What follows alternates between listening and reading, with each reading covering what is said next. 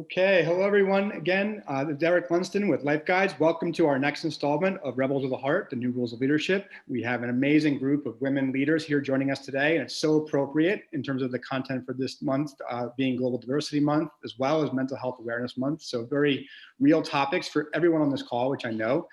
So why don't we just jump right into it, and we will do some introductions of our panelists today. And as always, we will have a very active, spirited conversation and welcome feedback from the audience as well. So why don't we start with you, Carol? Welcome and thank you for joining us. Well, good afternoon, good morning, depending on what time zone you're in. As Derek said, I'm Carol McDaniel. I'm the most recent former director of global talent acquisition for Delta Airlines. As all of you may be aware of what's been happening in the industry, specifically in the travel and airline industry, along with many, many others, our division within Delta was impacted by COVID. So we, myself and many others on my team have been impacted and are in transition right now, but it's a real pleasure to be here. I've been in the talent acquisition space for, I don't want to date myself too much, but well over 20 plus years, working in recruiting and staffing and recruitment marketing and advertising. So I'm really excited to be joined with these other two amazing women and look forward to a great conversation today. Awesome. And we will go over to you, Gwenevere. Thanks for joining us as well. Thanks for having me, and hi everyone. I'm Gwenevere Crary, VP of HR for GAN. It is a SaaS B2B company providing an online platform for the gambling industry.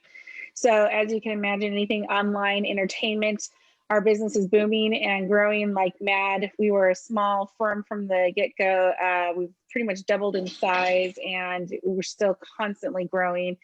And as you can imagine, working from home, bringing people on board, making sure that they're healthy, mentally, physically, well-being, emotionally, socially, spiritually, every kind of wellness, that financially, everything. It's been a hot topic inside of our community and trying to figure out how to get everyone on board, socializing them when we're still all working from home. So high-tech company, just kind of growing like mad and trying to keep our head above water. And yeah, that's a little bit about me. Amazing. Thanks, Gwenevere. And over to you, Raheela. Thanks again. Thanks, Derek. Derek, I'm Raheela Anwar, and I lead a part of the BPI group, our sales and market strategy. We're a human capital consulting business. We're helping people who are in career transition move on to their next amazing role. We're helping people be better leaders at the companies they're at through these really challenging times. And in many ways, we're helping a lot of women and underrepresented individuals get exposure and help them within their companies network and understand what it will take to develop into leaders. Thank you for that. So super excited for this conversation. There's so many different paths I think we're going to go down. So since there was a common theme for all of you around the concept of transitions, why don't we start there? In fact, you can hear my children in the background here talking, so that's fun as well.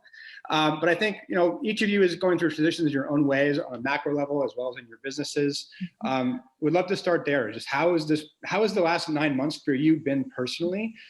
In your lives and in your work, and kind of what's been the biggest lesson that you have experienced in any one of those domains at this point? And any one of you can take that first question. Well, I'll take the first question. I'll take it first, I guess. So for the past, 9 months or so, really happening in Delta Airlines in February, we were celebrating our most profitable year in the company's history. Company is approaching 96 years old, and this was the most profitable and best year they had had. And so there was a massive amount of celebration happening on Valentine's Day. They hand out profit sharing checks to 92,000 employees. That are just an incredible amount of money. And it's a celebration all day, all week. Within a few short days, word came down and we started getting information about COVID and the impact initially on international travel. And immediately our company went into, how to deal with this crisis, and everybody went remote. And within a few short weeks after that, it became very clear that we were not going to recover anytime soon. This was going to be a much longer situation and changed, in fact, the face of the organization. So the entire company has gone through an incredible transformation and transition in the past 7 or 8 months. So much so that the organization has gone from 92,000 employees down to just above 71,000. So 25,000+ people have just, really left the organization in one form or fashion. That's devastating to an organization, to the long time relationships that these employees have built with this organization, but also the new employees. I came into Delta just 2.5 years ago. I relocated from Florida to really transform their TA function and really bring humanity into the hiring process for Delta and really help them from a diversity perspective, bring awareness to women in the workplace and elevate women and elevate our processes around recruiting, from flight attendants to pilots to people who handle the cargo. And so on a macro level, it's been what you would expect. It's the airline industry. It's been very devastating. There has been a tremendous amount of resilience. Ed Bastian, the CEO, will tell you that the people in that organization have really carried the Delta culture and brand through this horrible time for the organization, and they will come out a better, leaner, smarter, faster, more efficient organization than ever before. But in the meantime, when you look at it from a micro perspective, people like myself and many, many others find ourselves at a loss to figure out, wow, this happened so quickly. We weren't really prepared. And if we're looking over the wall a little bit, we knew something was going to have to happen. And we had to make some really tough decisions early on. And it's been difficult. And, I personally have spent a good part of the time helping our own team find other employment, whether it be within Delta Airlines, outside of talent acquisition, or outside of Delta as a whole. We've had some amazing partnerships with companies like Amazon, Target, Walmart, Home Depot, where we've been able to provide entree into opportunities for our employees, which has been just amazing. That relationship is still very strong and ongoing, not just here in Atlanta, but at all of our major hubs across the US. As you can imagine, international business has come to a complete halt almost, getting a little bit better now. But all that to say, every individual has been impacted. Their family, their personal life, their financial situation has been impacted. And being in transition is really hard during this time, no matter what level you're at. Me being a executive, if you will, it is really difficult. There's a lot of people in the market. There's a lot of competition. People are finding themselves feeling very lonely and frustrated. It has a huge impact on their mental health. And then you add in the layer of all of the social unrest that we've had, and the highlight on really, this country has not done a good job of bringing diversity to the forefront and really taking action, not just saying words, but taking action. So you add all those layers in, and it's a really frustrating, anxious, depressing, fearful time for people and their families. So not to shed a black cloud over anything, but it's a very, I said earlier, I think to Derek, it's a good time for me in terms of being in transition to really experience this again about being a candidate.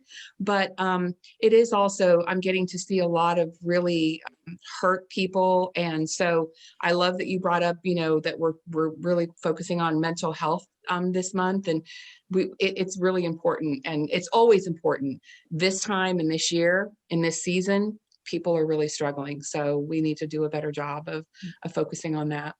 Yeah. So first off, Carol, thank you for sharing the summary of the market from your perspective at Delta, as well as from the human perspective. And I just want to acknowledge your courage and your resilience for everything that you're going through, providing for other people while yourself are going through this experience of transition. I think that shows just huge character on your part, and just really looking forward to supporting you through it. And I think it speaks to the opportunity of peer mentorship and support that we all really believe in. And I think that's something that Raheela and Gwenevere, I'm sure you will have thoughts as far as how each of you are applying that in your own organizations and in your own lives as well. So I'll give you the chance to share a response to that question too.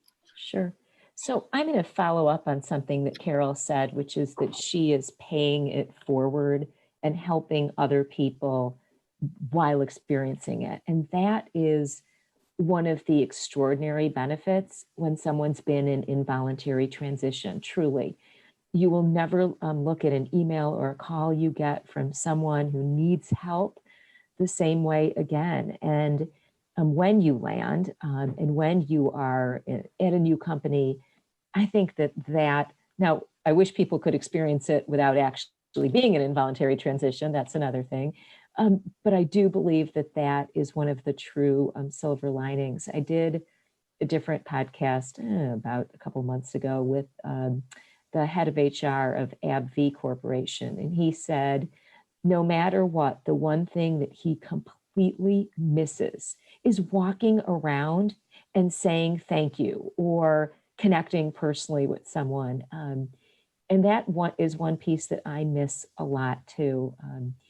I am experiencing transition personally because my children are not living where their lives are. My daughter lives in New York City, but moved home at the beginning of COVID, tried going back to New York City, works for Goldman Sachs, which is 100% remote, and said, you know what, I just would rather be home rather than sitting in a 500 square foot apartment in New York for 24 hours a day. And then my son is sort of still living in his apartment in New York, but will probably be home at Thanksgiving. And then I have one like you, Derek. I was listening to your children laughing in the background. I love that. And I have a 17-year-old who this morning let me join her e-learning class for 2 minutes to say, this is my mommy. I'm just telling you that would never have happened ever under any circumstances pre-COVID. I would have been excluded from any kind of Zoom or FaceTime call. But our work, it has been busy, and people say, oh, this must be great. No, it's not great. People in transition is not going to be great until they land, until they can see that opportunities are emerging. And I would say that recently, we are seeing people truly getting many more interviews. The TA teams that have been successful have truly connected with people over Zoom. They're doing recorded calls. On our business side, we're helping people prepare for those interviews. Our coaches across the country and globally are getting people used to the idea of connecting on a call like this. But the challenge is that we're still seeing landing times extending. And our concern is that it's more and more people come into the involuntary transition space and are navigating their own transition, that we want there to be kind of a light at the end of the tunnel. And that's our concern from a professional point of view, that getting them through needs to be getting them to landing. Yeah. Raheela, thank you as well for sharing both your personal experience, and we'll dig in more of that as well as the work that you're doing and your view on the market. Gwenevere, I'll come over to you to share a bit as well. I know you're managing lots of challenges, transitions in your own life personally, as well as professionally. You guys are on a different path a bit right now in terms of the growth of the company, but would love to hear your perspective on any of these topics. Yeah, complete opposite to what Carol is going through, in the sense of my company being international, being online, is just growing. We also successfully IPO'd in May during this whole transition. So not only have we became profitable last year for the first time, which is really exciting, moved away from London Exchange to NASDAQ, successfully did make that happen in May. And then the COVID situation where, we were kind of pounding the pavement trying to get into, get a new client, to now we're kind of like, we can't take all these clients that are coming at us, and we're just growing so fast, and lots of challenges and transition from that perspective. And I feel almost like the survival guilt of like that I'm having such an awesome experience during this horrific time that most people are having negative challenges. I'm having the positive challenges. And so there's a little bit of that, guilty feeling of that, I'm in a successful area, but just kind of keep going. And I think for me personally, the transition I've made from having a small home with my husband and myself to having to purchase a larger home to bring my mother and my grandmother, 97-year-old and 70, I think two, I lost count,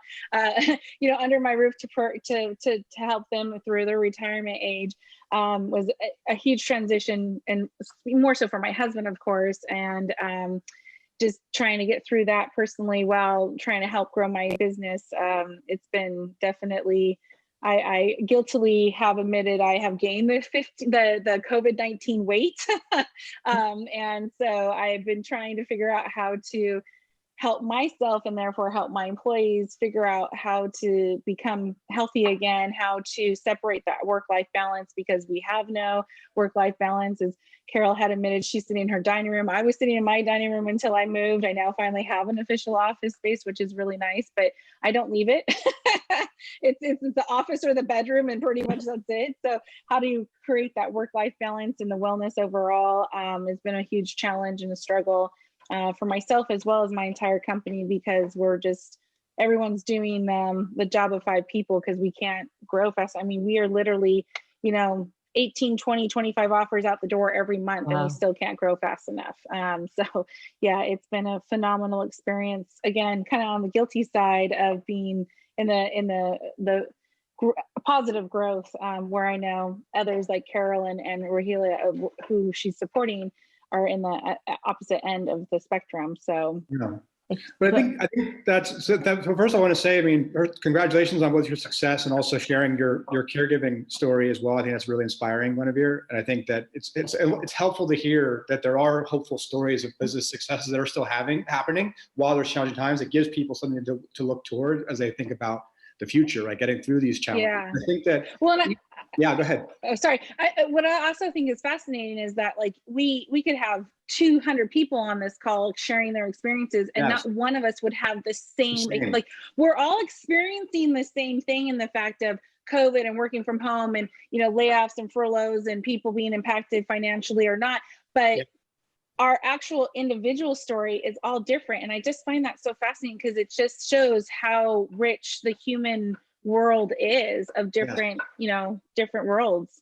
That's and you're all living the same one. I want to ask Gwenevere a question. Are the grandma and mom cooking for you, or are you cooking for them?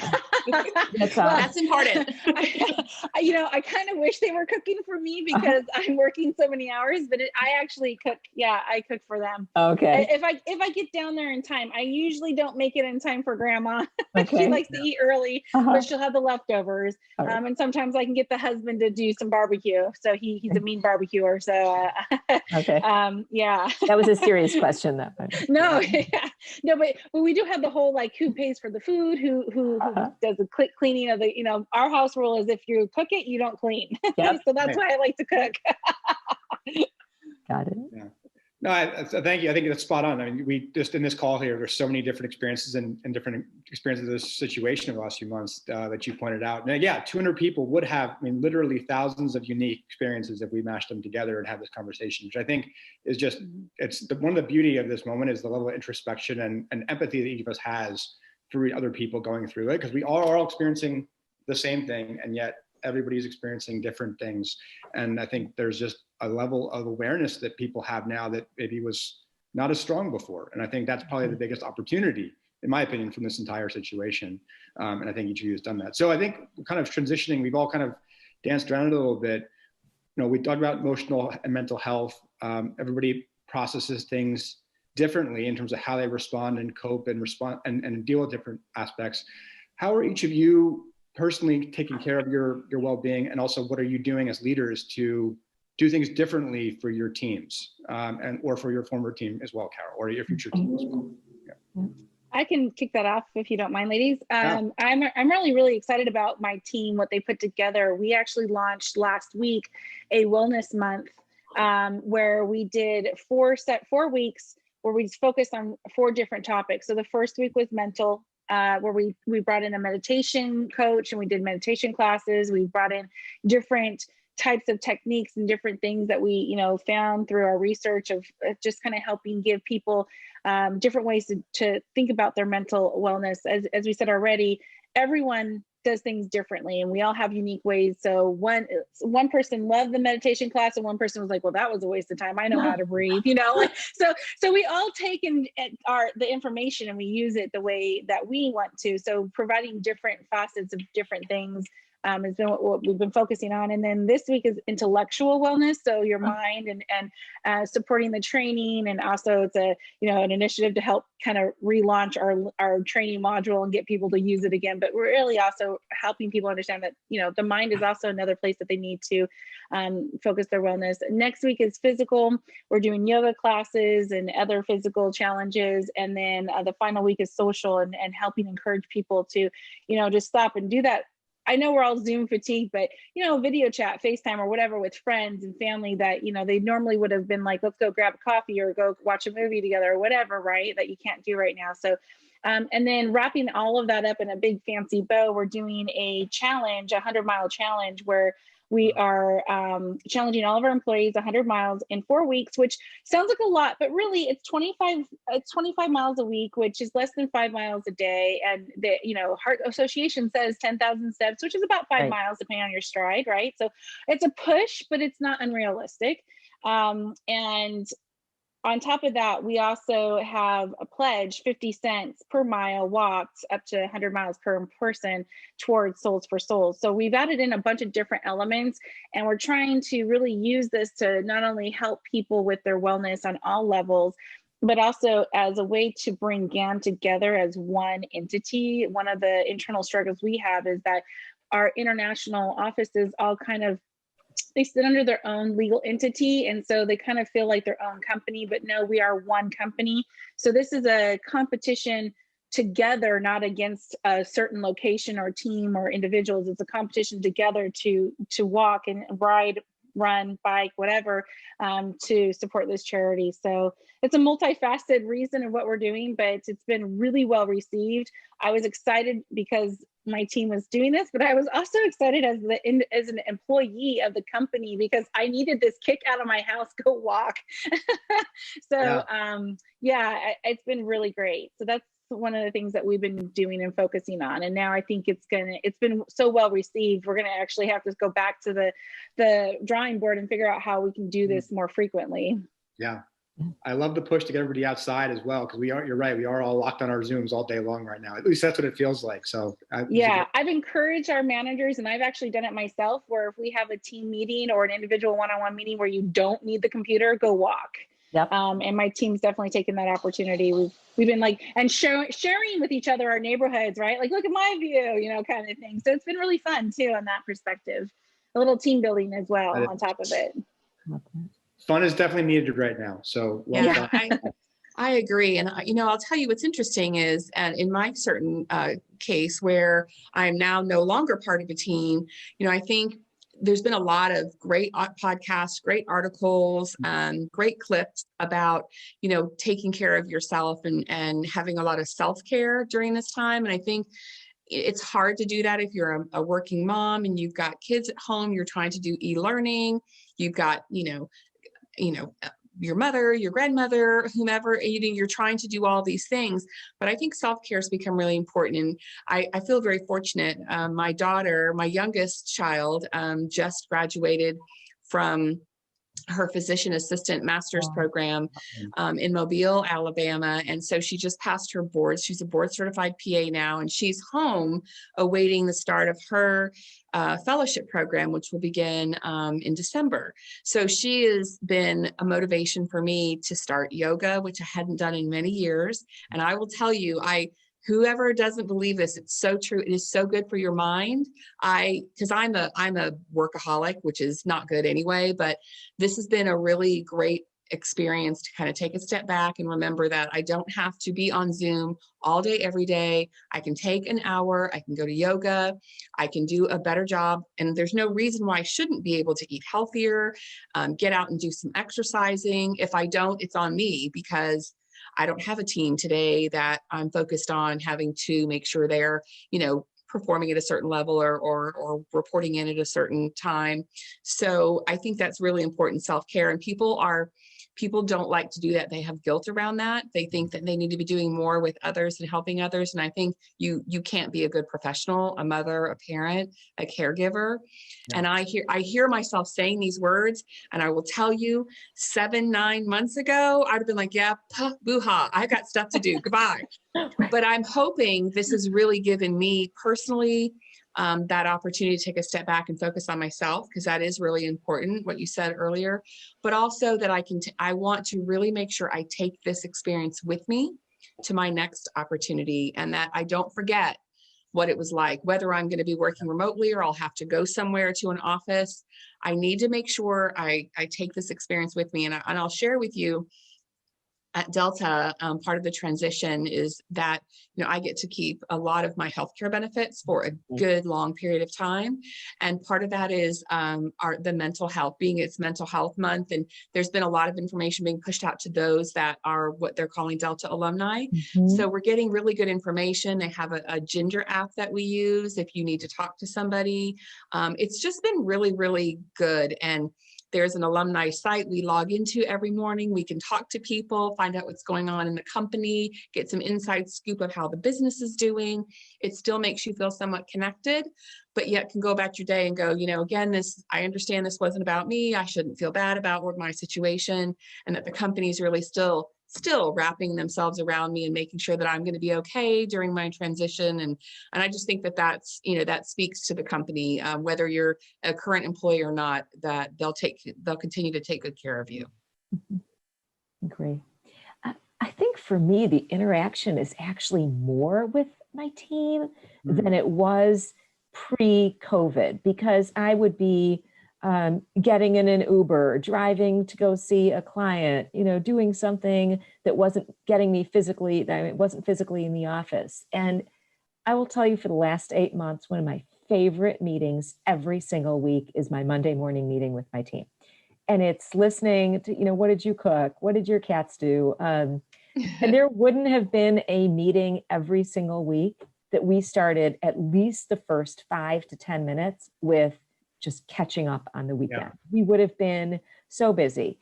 We actually keep track of it. We're talking to each other at least 3 times as much together as we used to pre-COVID. But I think at the beginning, and my husband's a physician, and so he was sort of on top of this. He told me in mid-February, this is going to be a long-term thing. We are going to be shelter at home. We are going to be quarantined. And I was like, yeah, probably not. And I was right, but now he could write a book with his family group chats. And then I have another one that is an email from the first day that someone has sent. It's not important who. We'll be back in the office in 2 weeks. Right? It was all in your expectations. We just didn't know that it would be this long. So I do believe that we interact more because of Zoom than when we were running around generally. And I think our CEO has done fabulous job of setting up from the very beginning. We used to do it weekly, literally every Thursday, and a happy hour just to connect with each other, all of us. And then it's now monthly, and next Friday is actually our Halloween happy hour with costume, and it's sitting over there in an envelope, a surprise that came snail mail to our home that we aren't supposed to open until next Friday. So I don't know what it is, but whatever it is probably really interesting. And the only last thing I'd say is my interaction with my family in this. Carol, I'm also a classic workaholic, but my work-life balance is not really balanced. It's a completely different shift in my schedule. And I never would have gone for a walk. I would have exercised first thing in the morning, and I exercise every single day. In COVID, during one of those crazy, I think I needed mental health back then, I looked down at my phone. I had done 30,000 steps. That's ridiculous. That's just ridiculous. But I had been on conference calls, and I had just walked in the neighborhood for hours on end while on these calls. Wow. My little Costco power pack, so that I don't run out of charge. And so that I have kept that up. I'm not looking forward. I'm in Chicago. Guys, I'm not looking forward to those cold days when your gloves are kind of out and you just can't completely touch the phone things. But this too shall pass. Yeah. And then I cook my children breakfast. This is not what I signed up for. Raheela is short order cook.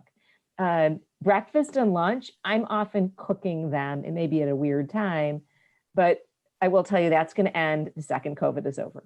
I'm not cooking breakfast. That's not acceptable. So anyway, but it's fun for now. Well, I have to say, I cook breakfast a few days a week as well now for my kids. So it's pretty funny you say that, Raheela. And to that point, I traveled like crazy before COVID, and I have been on one flight since then. Okay. So it's been fascinating change of lifestyle there. We'll trade recipes later on. Yeah, absolutely. That sounds great. So one of the questions that actually came through from our audience, and there's a couple which I will come to, but it was appropriate because you were all sharing some of the amazing things that your organizations have done or were doing or that you've implemented as leaders. What changes have you seen in your organizations that you'd like to see continue after the pandemic, after we return to whatever that new version of normal is? What should continue? What are the rules that we've changed and made better as a result of this to help people be more productive, more healthy, more fulfilled in their work and in their lives? I mean, I would definitely say, oh, I'm sorry, go ahead. No, go ahead. I would definitely say, early on in the pandemic, and you all had mentioned this earlier, the meetings with your teams, we were meeting, like you said earlier, weekly, sometimes 2 and 3 times a day, and having one-on-ones every week with everybody. That wouldn't normally have happened pre-COVID, just because the business is so busy. I'm going to keep that wherever I end up landing. I'm going to keep that and make sure that people understand why that's so important. People need to be heard. They need to speak. They need to be able to share without fear of judgment. I was actually reading an article this morning about Zoom backgrounds, and people have a lot of anxiety around that, trying to stage their area appropriately so it looks professional. Someone made the comment about, I don't want to see your bed in your background, and people commented back saying, gosh, why are you passing judgment? This is the only place I can have quiet time. I've got 3 kids that are napping or in school or whatever the situation is. It doesn't matter.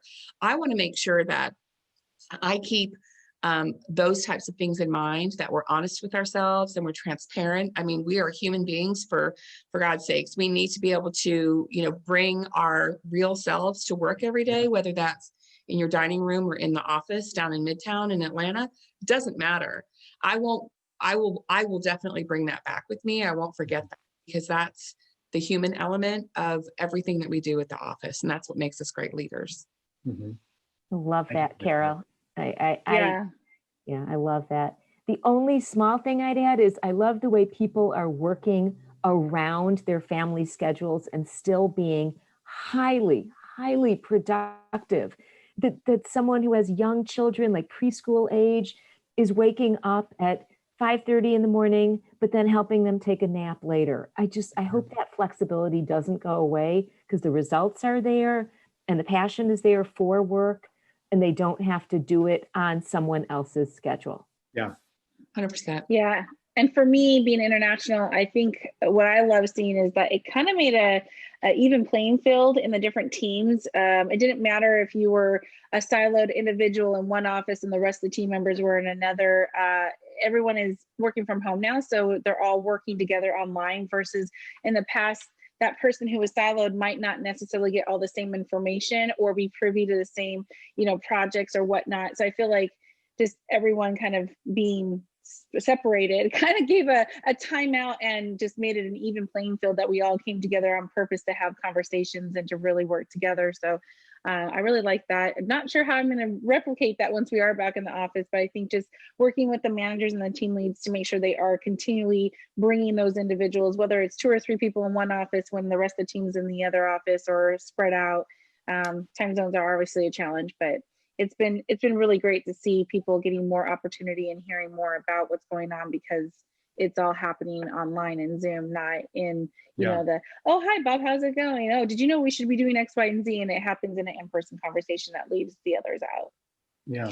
You bring up a good point in that early in the pandemic, when we were all just initially kind of getting settled at home, and Delta, the culture was not to work remotely. Everybody needed to be in the operation at work. Whether you're in the airport, whether you're at corporate, everybody's at the office. Working remotely really wasn't a part of the culture for Delta. So when everybody kind of separated and went their own way to their own home, the silence was deafening, because in the beginning it was very quiet. And, we were all, as managers and leaders, getting calls going, what's going on? Has anybody heard anything? And frankly, I hadn't heard anything for a while. And so I'm trying to reach out and figure out what's going on. And so I would add to this whole piece about what will we bring back, as a reminder that communication is so important. Whether you have nothing to say. I remember calling my leader and saying, I know you have nothing to report, but get a Microsoft Teams meeting on the schedule and just let people talk to you, because the silence is killing people. They need to hear from you. They need to see you. They need to talk to you. They need to know, what you know, even if it's nothing. And so that's kind of started us from a Delta family really kind of coming together and realizing we can actually do this. But the communication and the over communication was really, really important. Fantastic. Yeah, communication in all facets of life too. I think that's another common theme that you were talking about.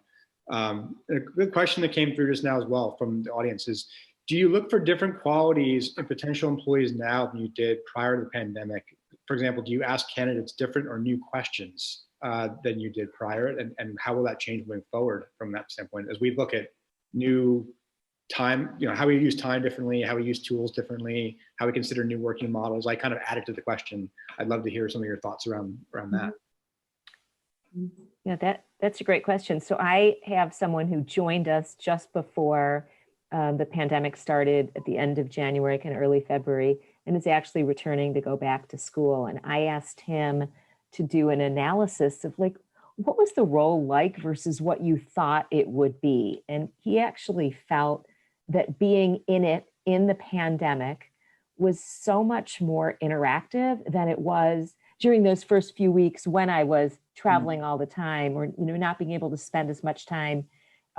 Having him join meetings on Zoom with me and having all of us interact together gave him a greater platform for learning. And I've heard that, by the way, from summer interns. I'd love to hear, Carol and Gwenevere, of what your summer internship programs look like.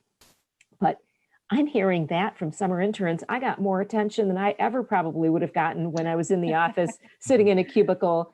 I used to laugh when my children were summer interns. Don't take the one where you're stapling stuff all day long. Right. But, this was interactive. It was good. Well, I'll share, we didn't have a summer internship program. Wow. So that didn't happen, unfortunately. And that's a huge part of our pipeline for Delta in all areas, from pilots to engineers to aircraft maintenance technicians. That's a huge revenue management and revenue side, all of that. It didn't happen this year. So, but I'm so glad this question came up, because I have a really strong opinion about this, and it may not be like everyone else's, but I'm going to share it anyway, because we're rebels with the heart. Yes, thank you. Here we go. Sure. When I started at Delta, and even my last position, I was Johns Hopkins Health System in TA. I really focused on, and I mentioned this earlier, bringing the humanity back to the hiring process, right? And that behind every resume is a person with a story and a story to tell. The person is not reflective of who is on that piece of paper. And so I have loved having conversations with people. They're sitting in their house and the conversation is just different. Their dog is barking, their child is screaming for attention in the background or climbing in their lap. And I have read articles and been on podcasts and talked this to death, in the fact that people have lives. We're human beings. And if you expect someone to turn off who they are and come to the office a different person, then you have made a grave mistake. And I think the hiring process today is can be so much better if we as leaders think about, I'm looking at the three of you as human beings. You're in your homes, you're in your respective areas. I see you as you really are. And that is really how we should be hiring. I was talking to, I was at the dentist this morning, and she's having trouble hiring a receptionist. And, she's like, I just can't get past, I need this skill. I need this skill. And I said, well, you can teach anybody how to use a scheduling tool and how to answer the phones and pick up voicemails and order equipment. What you can't teach is people who have compassion, who are compassionate about that. They have the kind of that intrinsic ability to be adaptable and do the great customer service work you need, or whatever it needs to be.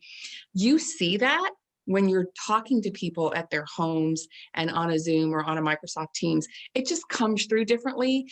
And so I would encourage everyone who's listening and who listens to this later, really, really think about how you're interviewing people today and how you might be passing judgment and creating bias by looking at people and saying, gosh, why isn't she in her office? This is so unprofessional. In your mind, you're saying that, but the reality is we're all human beings, and so you hire the human.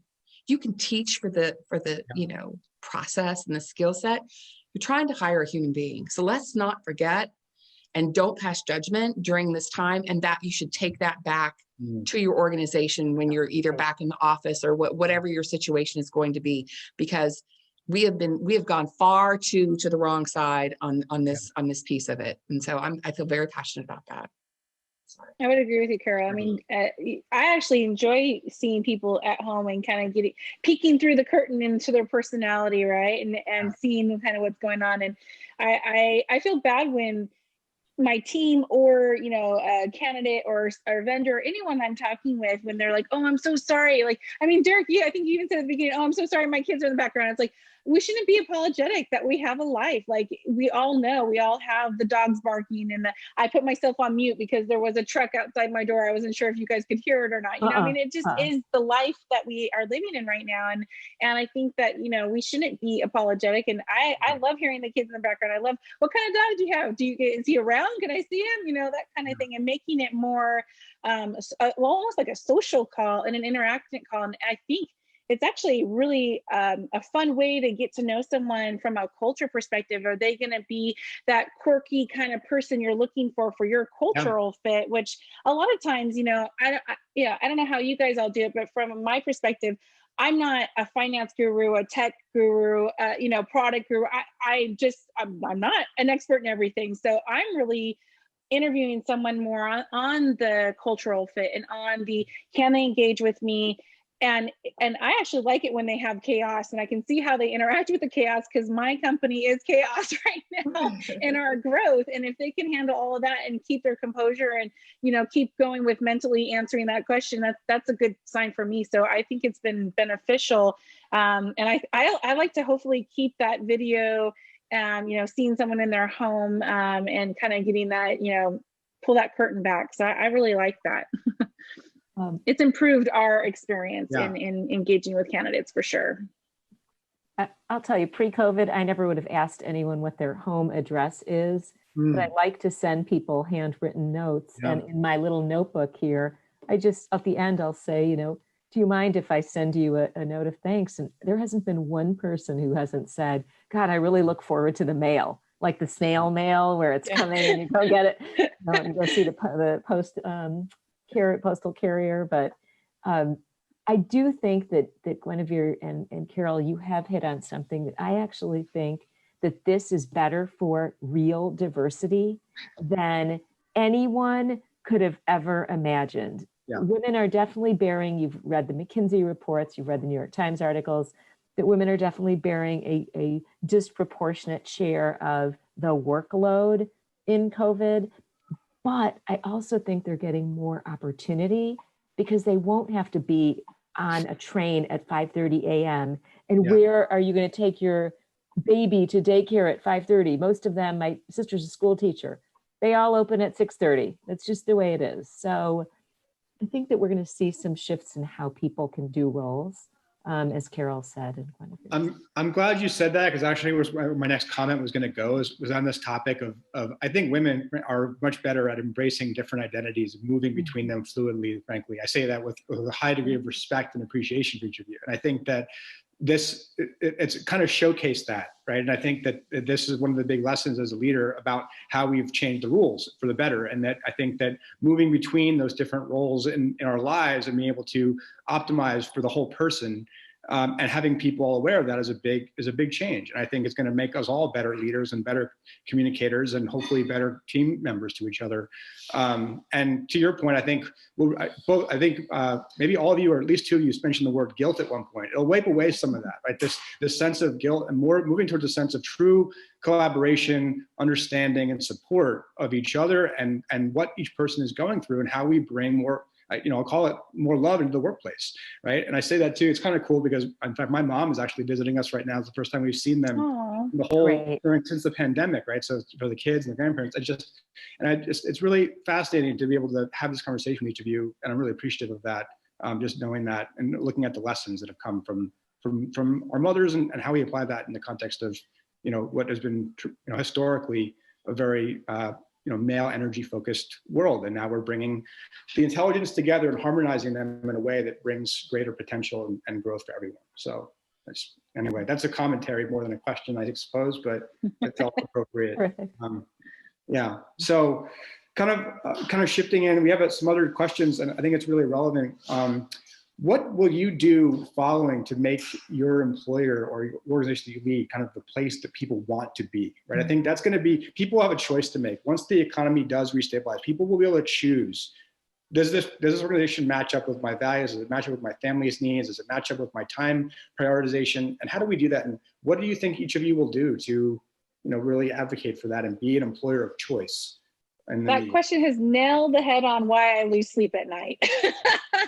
What can I do different? How can I make it be a great culture, continue the culture that we have, especially with all of our growth that we're doing? That's something that I lose sleep over, constantly trying to figure that out. And I think I just keep going back to being as authentic, being as transparent, being as supportive, understanding, and that's kind of where, when we're making decisions or making recommendations, that's kind of where the lens that I put on to provide my answers to my executive team, and really trying to engage them to recognize, you are a human being too. How would you want to be treated? And even with this wellness piece, I've been on them, because I'm like, you guys are not here. You're not here, and it's noticeable. You need to get on here. Even if you only do 5 miles in the whole month, get on here. So that's a great question. Still trying to figure it out myself, actually, and our team too. What I would say is that I'm a true recruiter at heart. I come from, hardcore recruiting and marketing, recruitment marketing, employer branding. And I would say that organizations today are in they have the most unique opportunity to share and tell the story of what they have been doing. Yeah. And to your point, Gwenevere, you're doing things already. You just have to package that in a way that is telling the story and using, platforms like LinkedIn to share some of the really cool things that you're doing. The wellness stuff is great. Giving people an opportunity to talk about mental health, talking about your team meetings and how you've, brought people together to talk about the weekend. And this is a really unique time. And I'm going to be really interested to see going forward when we get, when we've come away from, what we would call, are still being locked down, how are companies going to pivot and how they're going to share their story? Because I've listened to, and I've obviously been interviewing, and I've been doing all sorts of things as I'm in transition, but there's some really cool things happening out there. And so I would say organizations today, think about what you're doing, package it in a way, get with your marketing teams, get a story together and share that story now. Don't wait for 3 months, 6 months to go by, or, 2021 when things are going to be better. Tell it now. Begin to tell that story, the good, the bad, and the ugly, because that makes you authentic and genuine, and a place where people see, I can have my dog, my child, my grandmother in the background, and it's okay. I'm not going to be looked at differently or thought of differently. This is what people are nervous about. People still have anxiety about that. So tell the story today and share all the good things that you're doing, because that in and of itself is the best marketing you can buy for becoming an employer of choice. Mm-hmm. Yeah, that's really a great point. I mean, we're such a small firm. We actually just got an official full-time marketing, social media communications person started last week, just on the call this morning about how do we market this, how do we share the culture that we're creating here. And it's tough. I mean, I don't come from a big firm. 200 and change employees is what I have, not 100,000. So sometimes we are limited in resources, but it's about telling the story in a way that it's not a bragging, right? That's another thing I want to make sure is No. I want it to be authentic, and I want to share what we're doing and the kind of environment and culture we're creating. And yeah, that's a good point. Thank you, You know Carol. who's done a really good job of that, if you've seen the commercials, and I know that you have, is Amazon. Yeah. They've taken Oh, this yes. behemoth of an organization and they've brought it down to the very human element of a person who's a manager, and he has, 3 kids at home, and an Amazon box arrives and his kids say, my dad did that. I mean, it's taken it, and it's nothing new. They haven't invented something different and new. They've just reshaped the story to bring the human element forward, which makes people go, I really want to work at Amazon. And I will tell you, here in Atlanta, there is a massive hiring going on, as there is across the country, for Amazon, but it has blown their doors off with resumes and applications, because people have seen that that's a company that is relatable at all levels, and I can work there and be comfortable no matter what it is I'm doing. And so it doesn't take, a lot of money. You don't have to come from a big company. You just have to be able to tell the story. So I hope you made a good hire. Time will tell. Totally agree about Amazon. I also love the way Walmart is talking about like how the Walmart drive-through was an idea of an employee, the movie idea. I love what Walmart is doing. And the fact that, did you know that Walmart took, and we don't do a lot of work with them, so this is not like some kind of like commercial for Walmart, but I love what they have done where they took employees like yours and said, we need to stock up quickly. We can train them. You know what? We'll help our existing employees will help. I love what McDonald's has done as their businesses come back roaring. They've said, you know what? Let's take these people that are in transition, and even if they work for us for a year or two, it's a good partnership, because they'll be alumni when they go somewhere else, and there'll be families that eat at McDonald's because we gave them a job when they needed one. And so I think about, and I'd love your thoughts, Carol and Gwenevere. I look at the employee experience like the candidate experience, which you own, Carol, the employee experience, which you own very much, and then the alumni, which sometimes we own. And it's like a life cycle, right? If you treat them really, really well, they're going to love it. And if you treat them badly in any one cycle, they're going to go tell 20 friends. Right. There is a great line, it's not even a line, it's a great platform we used when we built the TA function at Delta. And we designed our tech stack, our workflows around what we call design for the disappointed. Okay. Because we knew that we received over 1 million applications every year, and for less than 10,000 jobs every year. Wow. So if we designed our processes around those who were not going to get the job, which is 95+% of those people, how could we make that experience good for the candidate experience? So thinking about how are we disappointing people, and how to make that disappointment a little bit more, easier to swallow. And that changes your view when you talk about candidate experience and employee experience, because you're both going to feel good about it, but the candidate walks away who didn't get the job receiving something back from Delta that makes them feel good about what the time they gave to apply, go through the video interview, whatever the case may be.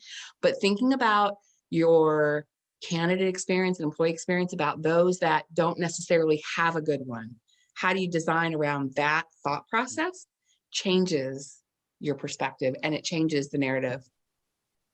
So yeah. And on the employee retention side, it's how do you fix the issues of why they're having a bad experience so they don't experience it again and others don't experience it. Yeah, and I think just to kind of draw a parallel, I think that ties in with what we're doing at LifeGuides, which is around the human experience, right? And helping people share their stories and amplify each other, and helps, and compassionate service through action, right? So really help people through those challenges of life, that peer-to-peer mentorship, that connection, that working through a really challenging time and turning it into an opportunity to help other people and really brighten the way. So with that, I just want to acknowledge each of you as super inspiring women, as great leaders, and just very appreciative of you sharing your wisdom and your experience with all of our listeners and watchers today.